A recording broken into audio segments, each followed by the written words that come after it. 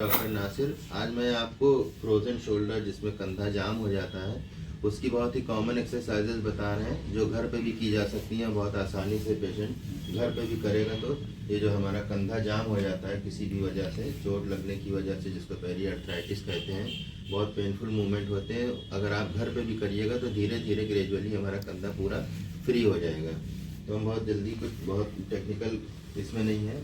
चलिए आप एक्सरसाइज करिए जैसे हम बताएं। हाथ ऊपर उठाइए और मान लीजिए आपका हाथ यहाँ तक फंस रहा है, आप दोनों हाथ पकड़िए और जहाँ तक जा पा रहा है, बस जहाँ तक पेन फ्री हो रहा है बस करिए। तो पूरा इसको खींच के रखिए, जैसे इस हाथ में है आपको तो पूरा इसको ट्रैक्शन दे के ले जाइए पीछे, फिर वापस, फिर ले जाइए, पूरा खींचिए कस के और फिर वापस।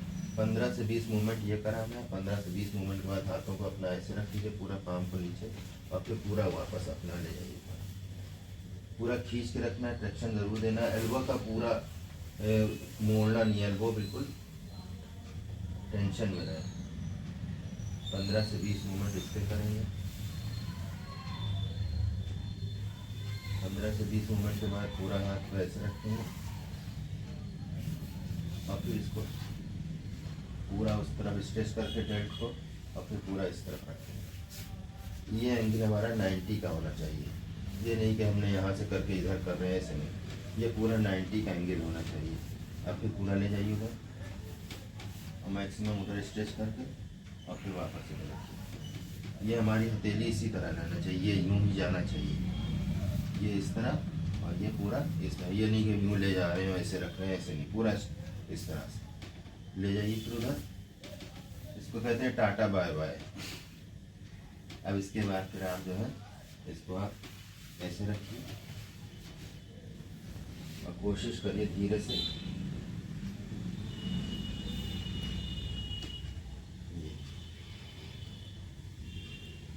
ये भी 90 का एंगल होना चाहिए। ये 90 का एंगल हो जाएगा, उसके बाद धीरे धीरे इसको रोटेट करना है। फिर जब इसको रोटेट करेंगे तो हमारा शोल्डर मोबिलाइज होगा। थोड़ा जहाँ पे भी पेन आपको स्टार्ट हो जाए बस वहीं तक ले जाना, बहुत ज़्यादा ओवर पेन को जो है नहीं करना है कि दर्द बढ़ जाए। धीरे धीरे ग्रेजुअली अगर आप ये करते रहेंगे मूवमेंट तो आपका कंधा फ्री हो जाएगा। एक ये मूवमेंट हो गया। उसके बाद फिर यहीं से आपको ऊपर उठाना है। उठाइए ऊपर और फिर नीचे रखिए, फिर उठाइए ऊपर, फिर नीचे रखिए। अब तीसरी एक्सरसाइज आप बाहर आ जाइए थोड़ा सा। अब इसको पूरा नीचे ले जाइए, पूरा नीचे जहाँ तक आप जा पा रहे हैं, दर्द बर्दाश्त कर पा रहे हैं, फिर ऊपर उठाइए। फिर या आप बेड के साइड में लेट जाएंगे। बेड के साइड में लेटने के बाद इस तरह से आप 11 भी मूवमेंट कर सकते हैं। इसके बाद फिर पूरा सर्किल बनाना है क्लॉकवाइज। इसमें कोशिश यही करना है कि एल्बो पूरी जो है सीधी रही है, नहीं कि एल्बो टेढ़ी है आप ऐसे ऐसे कर रहे हैं, ऐसे नहीं। पूरा एल्बो स्ट्रेट रखते हैं, पूरा राउंड बनाना है। चाहे छोटा ही सर्किल बन पा रहा है तो छोटा सर्किल बनाइए, जितना बड़ा बन पा रहा है उतना मैक्सिमम बड़ा बना। फिर एक एंटी क्लॉक।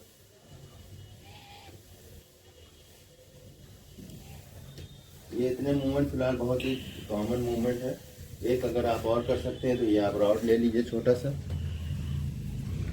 इस रॉड को आप पकड़ सकते हैं। कोई भी घर में इस तरह का डंडा बेलन पकड़ लीजिए, सिंपल सा उठाइए, पीछे ले जाइए, पूरा स्ट्रेच करके रखना है।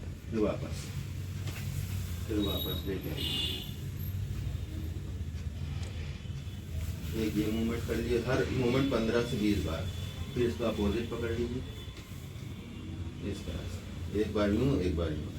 फिर इसको भी इसी तरह से स्ट्रेच करना है, फिर वापस। ये सारी एक्सरसाइज लेट के करना है। लेट के करने का जो रीज़न है वो है कि हमारे पीछे स्कैपुला होता है, ये हमारा रिब केज के ऊपर रखा होता है। अगर पेशेंट सारे मूवमेंट खड़े होकर करता है तो स्कैपुला हमारा मूव करता है, ना कि ये जॉइंट्स। तो जब हम लोग बेड पर लिटा देते हैं तो ये हमारा लॉक हो जाता है। स्कैपुला लॉक होने के बाद जो मूवमेंट कर रहा है ये जॉइंट मूव कर रहा है। तो पेशेंट खड़े होकर मूवमेंट करते हैं तो समझते हैं कि हमारा खुल गया, लेकिन जब इसको लॉक करके आप मूवमेंट कराइए तो फिर वो मूवमेंट प्रॉपर नहीं हो पाता है। तो जब लिटा के हम लोग मूवमेंट कराते हैं तो उससे ये स्कैपुला हमारा लॉक होता है। एक्चुअल मूवमेंट हमारा इस जॉइंट का होता है, शोल्डर जॉइंट का। तो रेगुलर बेसिस पे अगर ये पेशेंट एक्सरसाइज करेगा घर पे भी ज़रूरी नहीं है कि सेंटर पे आए, कहीं जाए, क्लिनिक पे जाए, फिजियोथेरेपी कराने जाए।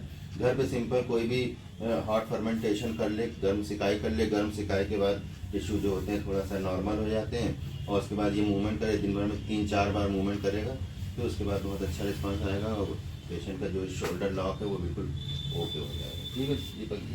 ठीक।